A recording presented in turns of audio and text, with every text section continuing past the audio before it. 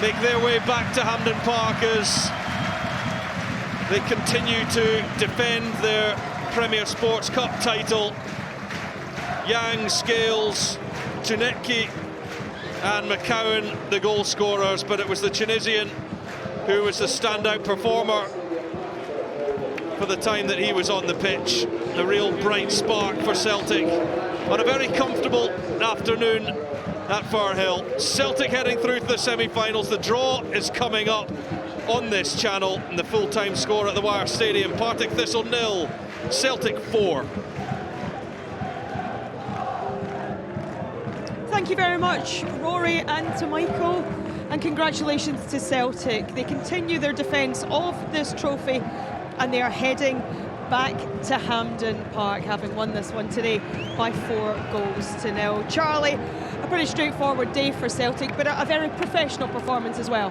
Yeah, it was. We said before the game, Brendan Rodgers wouldn't let them get complacent, and he didn't. It was very professional. Craig says it before the game.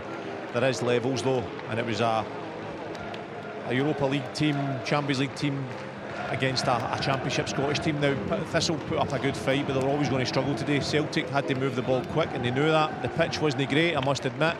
And when Partick Thistle pressed up high, Celtic struggled a wee bit, passing out for the back. A couple of mistakes, but listen, overall it was a professional performance for Celtic. They moved the ball forward quickly at the right times.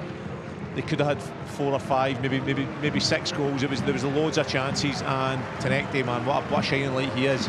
Somebody Celtic need, and yeah, he was a real bright spark today. I was just going to say that. Do you agree with Michael's choice of player of the match stand out today? There's nothing been more clearer. He was brilliant for Celtic. As I say, the goal just after half time was just a touch of class. I mean, the way he comes inside, doesn't go backwards, doesn't play a single pass. He plays nice, Emma. Thank you. Keep it up, it's lovely. He plays a nice pass into striker, goes again, gets it, and a great finish. He's he really is a great find for Celtic. They just wish they would have got him in before the Kairan game.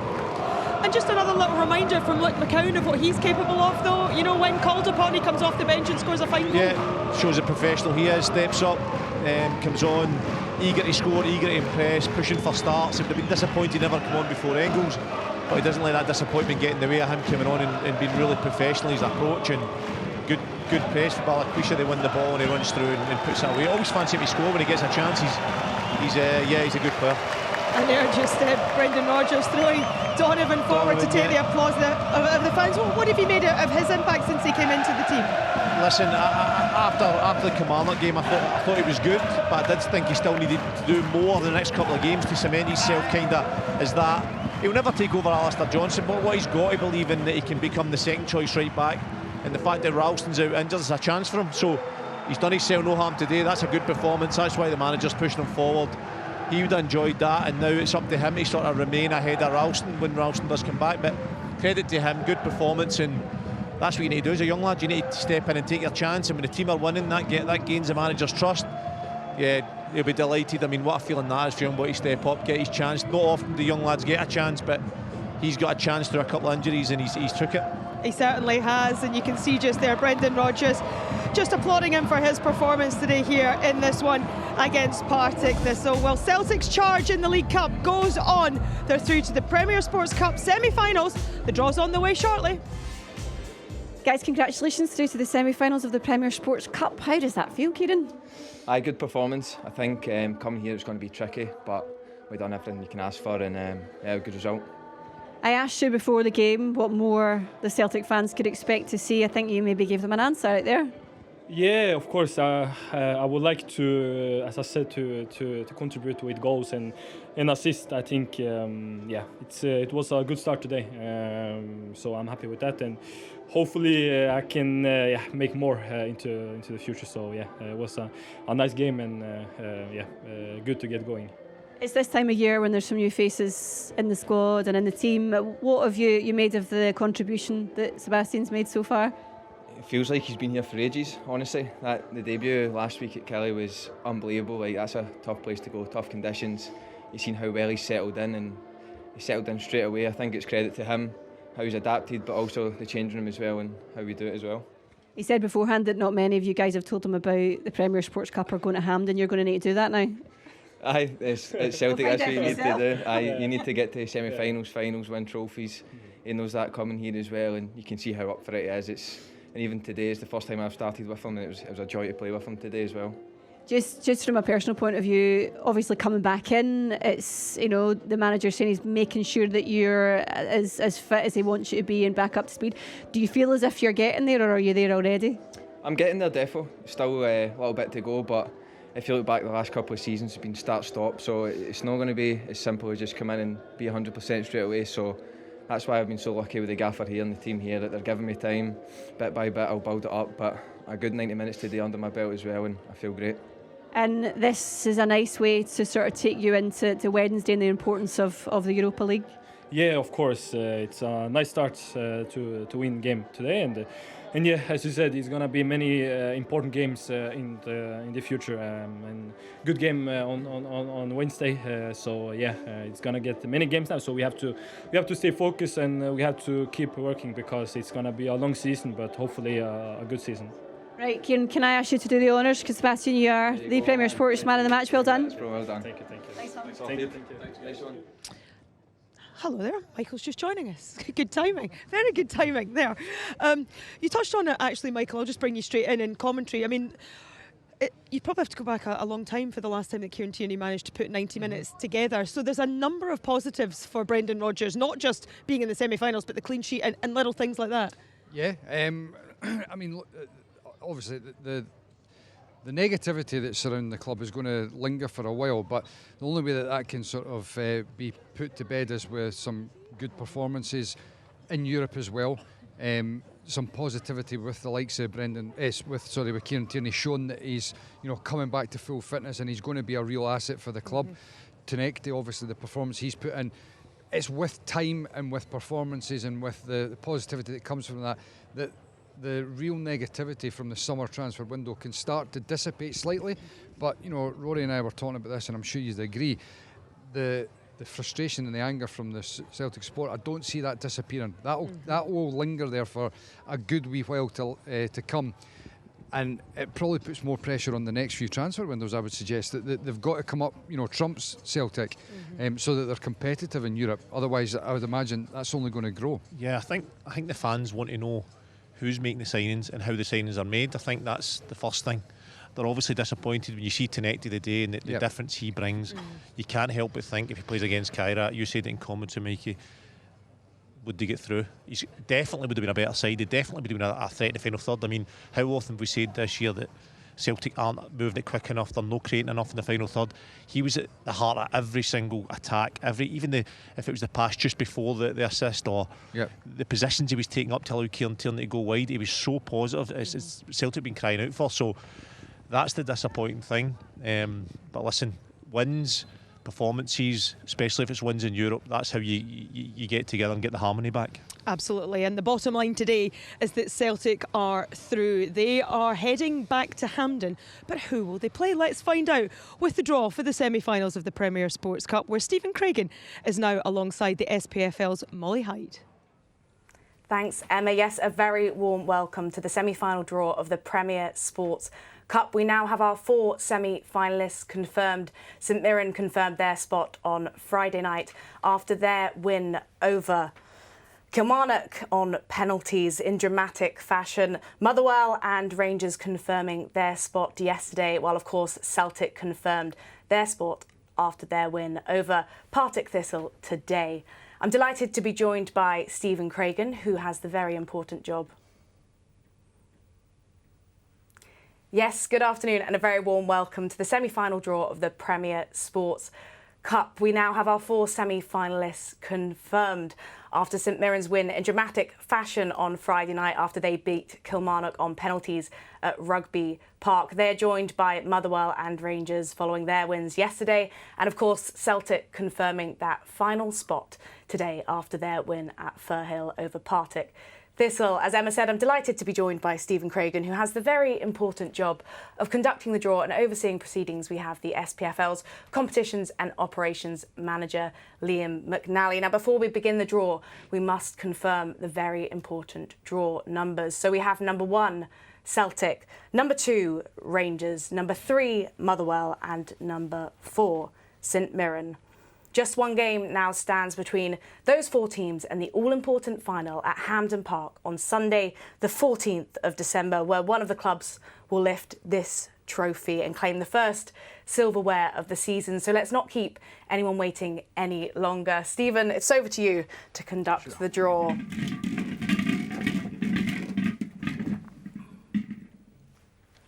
Number 3. Number 3, first out is Motherwell, of course. Their 1-0 win at Pittodrie secured their spot. Number 4. And they will play St Mirren, of course, beating Kilmarnock on penalties, which can only mean one thing. Our second game is... Number 1. Number 1, Celtic, which means they will be playing... Number 2. Thanks for confirming, Stephen. It will be Rangers.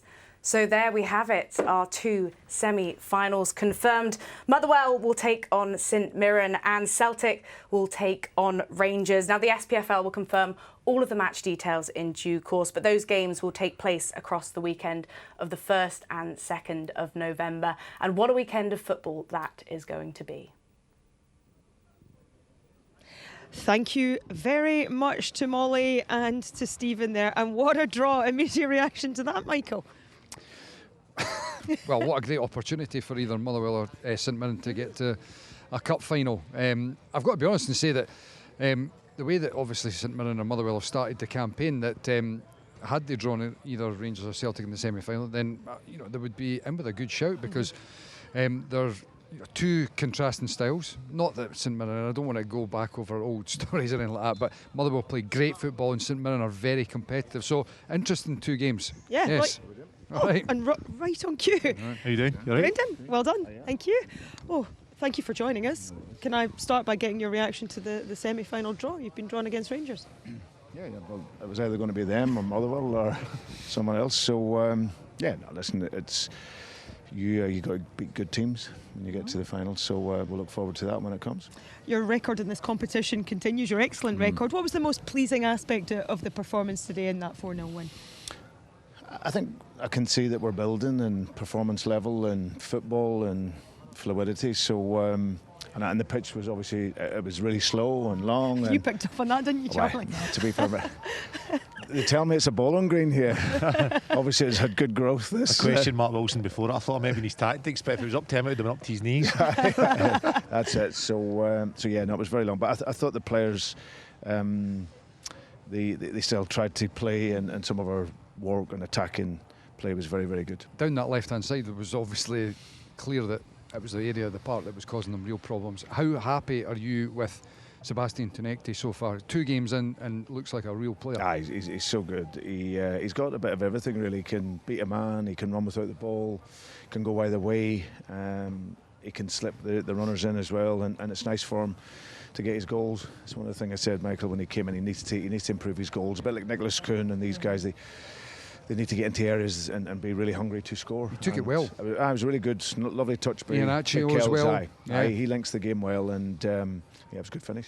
How frustrated then are you not that he was in a month ago, for example? Because you look at him and you think to yourself, him at home against Kyra, I'm looking at him thinking he'd be a stickler to make things happen. I think we all have seen that, and I think everyone understands it, the board, us, everyone. So, but you can't look back. We have to look forward and learn from that.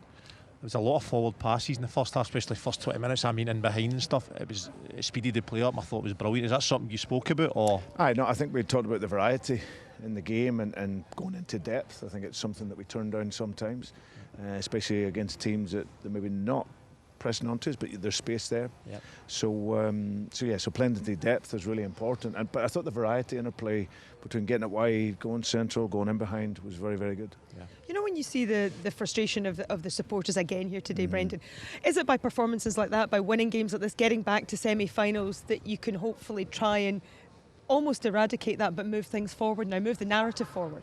Well, I think the narrative in terms of the team is that we're building and we're working well, and when the transfer window's shut, we now know what we have over these coming months. So the team's progressing well. If you look at it domestically, it's been really good, and performance-wise, I know it'll improve. So I can't tell the supporters what they think, what they say, what they sing, what not. But all we can do as a football club is look to progress and keep looking forward and keep learning. I think learning from different situations that arise each season. And but like I say, my concentration's really on the football side. I was just going to say, one other positive clearly is Kieran Tierney playing 90 minutes. I mean, I can't remember the last time that happened. Was this a game that you'd always earmarked for 90 minutes, or was it just seeing how it was playing out? Yeah, no, I think it's one where I don't want to be taking him off in games, because then you're a sub down before you even kick a ball. So I thought that I just wanted to get him that feeling of playing and getting through that first 90 minutes psychologically, and so that was good for him.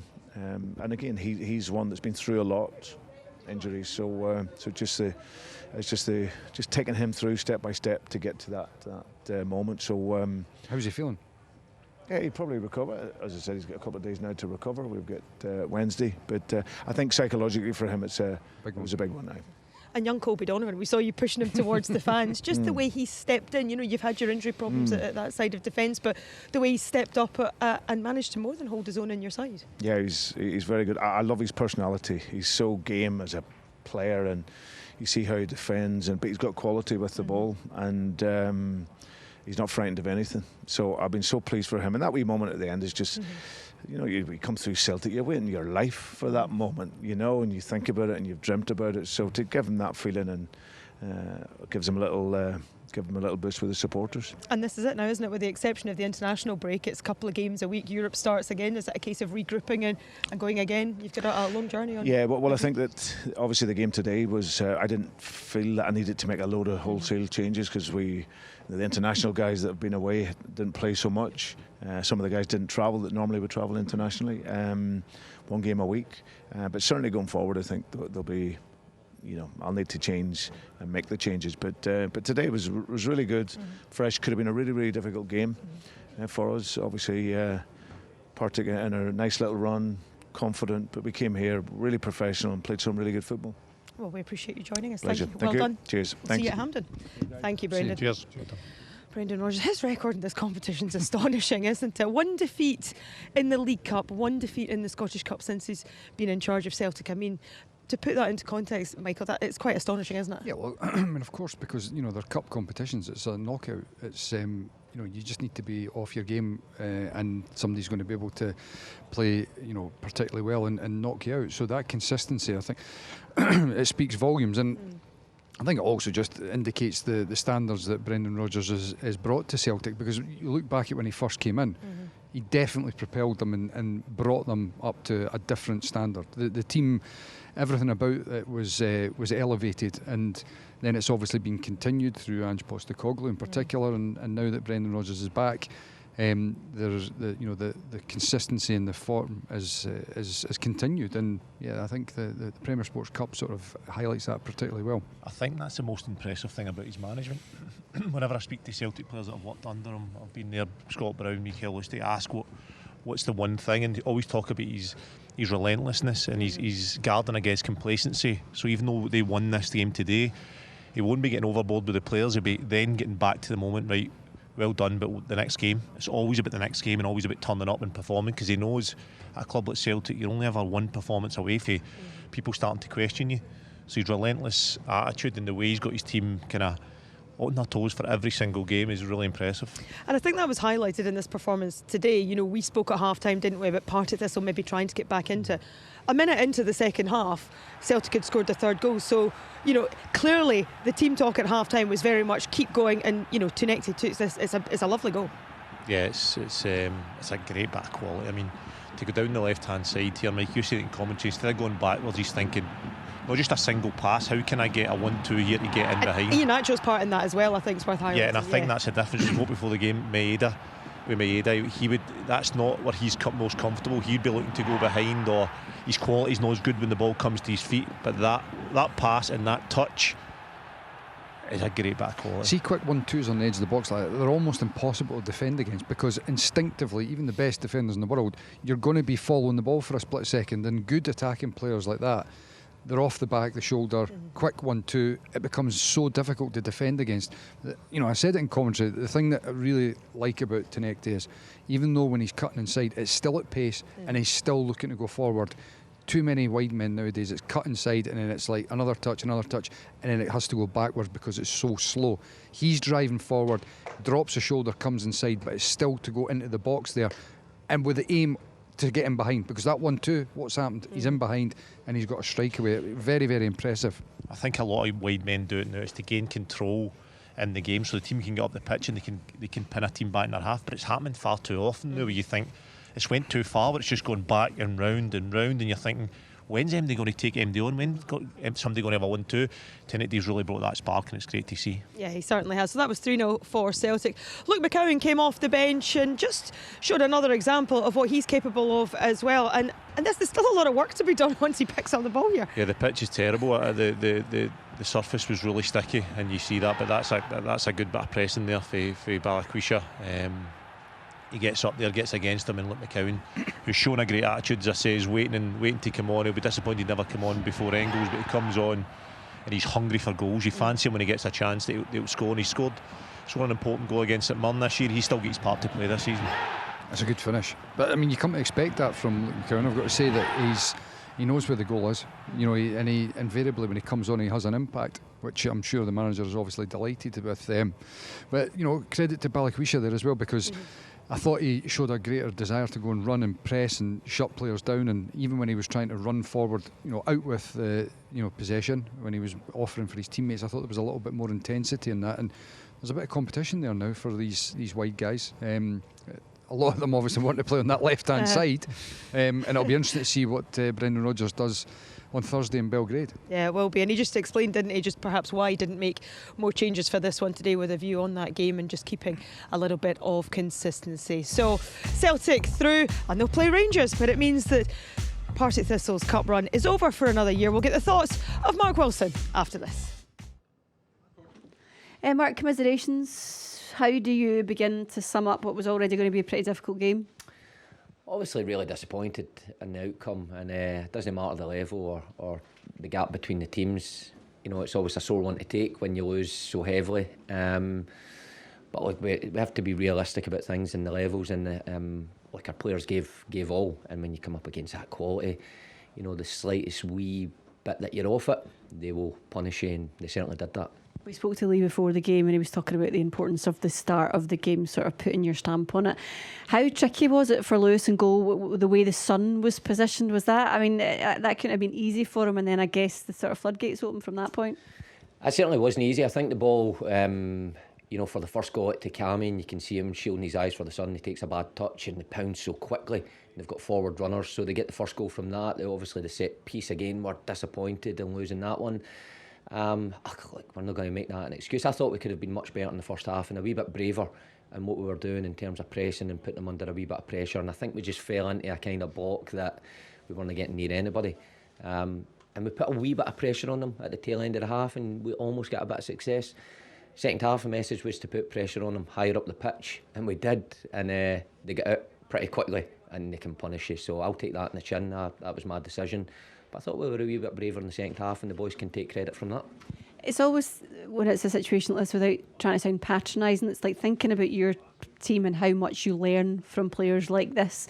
What are you seeing any shoots, or is there things already you know you're going to work on after this? Well, it's just things that we've been working on all season and how we can get better at it. Look, that was the message. That's not been patronising at all. I think when you play against better opposition, you'd be foolish not to take lessons from either the style of play or the individual that you're up against, and that was the message to the players after the game. You know, whether it's your first time playing against this level of opposition or you've played against them a couple of times like some of our experienced players have, I still think you can take loads, and me as a coach, I'll take loads from that when I analyse it, not just from our own performance but how good they are at what they do. So big learning curve, and that's a big reward. Even though we're at the competition, the big reward in drawing someone like that is you can always take things from the game. And like my only real disappointment, or one of my real disappointments, was we didn't get a goal for the fans here, because, you know, a great support, great backing from us, great tifo, everything about it. The atmosphere was great, and we just didn't create enough at the top end. Appreciate your time. Thanks. To go along with that, I mean, it was a brilliant atmosphere actually as far as the Cup's concerned. Great crowd here turning out to support both sides, and just unfortunately for Partick Thistle, when you lose 2 goals quickly against Celtic, it's always an uphill task. Yeah, I mean, I think obviously Mark Wilson's hugely experienced, and there's nothing in that game that's going to have surprised them. You know, it really does come down to, you're talking about the best team in the country against a side that are competing at the top end of the championship. It's always going to be a difficult game for Partick Thistle. But I just felt in the first half in particular, they were forced back a little bit too easily. I think you saw towards the end of the first half there was a couple of occasions where they engaged them a little bit higher up the park, and it looked like, you know, they might be able to force a mistake. And look, it's easier said than done, but perhaps just being a little bit more adventurous and getting higher up the park could have brought them a little bit more success. Having, you know, talking about winning the game, it would have been a long, tall order, even if they were able to do that, to be perfectly honest, though. And at the end of the day, where Mark Wilson and Partick Thistle are going to be judges in the Championship, and up next it's a trip to Neil Lennon's Dunfermline for them, so some big games to look forward to and get themselves up for quickly. Yeah, they'll be happy with having a run to the quarter-finals, and although they wanted to step up today and put on a performance, it was always going to be difficult, and they did get penned back into like a 4-5-1, 4-4-2. It's difficult there with a back four that's getting shifted constantly with number 8 attacking midfielders making their runs, and the first goal comes for that. They're spread far too thin across the back. The right backs at the game, the 3 try and shuffle across. It ends up the right back, the left back with an overload at the back. It was always going to be difficult. There's levels. I think they maybe could have got up and pressed further, and when they did do that, they looked like they could cause problems, but it's the balance, it's a risk reward, and then Celtic go and break away and score more goals. But Celtic were brilliant today. It was always going to be difficult for Partick. Let's remind ourselves of the semi-finals then, because the draw has just been made. It is Motherwell against St Mirren, Celtic against Rangers. Hopefully we get some more goals than what the league fixtures have thrown up. St Mirren, Motherwell finished goalless, as did Rangers and Celtic. Yeah, hopefully. Fingers crossed. I think there will be. Place in the final at stake. Yes, of course. Yeah. 2 good semi-finals to look forward to. Fantastic. Looking forward to it? Yeah, they'll be good games. Yep, they certainly will. Well, we've just mentioned there the finals into the last 4 now. Those ties will be played on November the 1st and 2nd. So look out for how those fixtures will shape up. For now, though, it's job done once again for Celtic. The holders are through. Thank you for watching. We'll see you next time.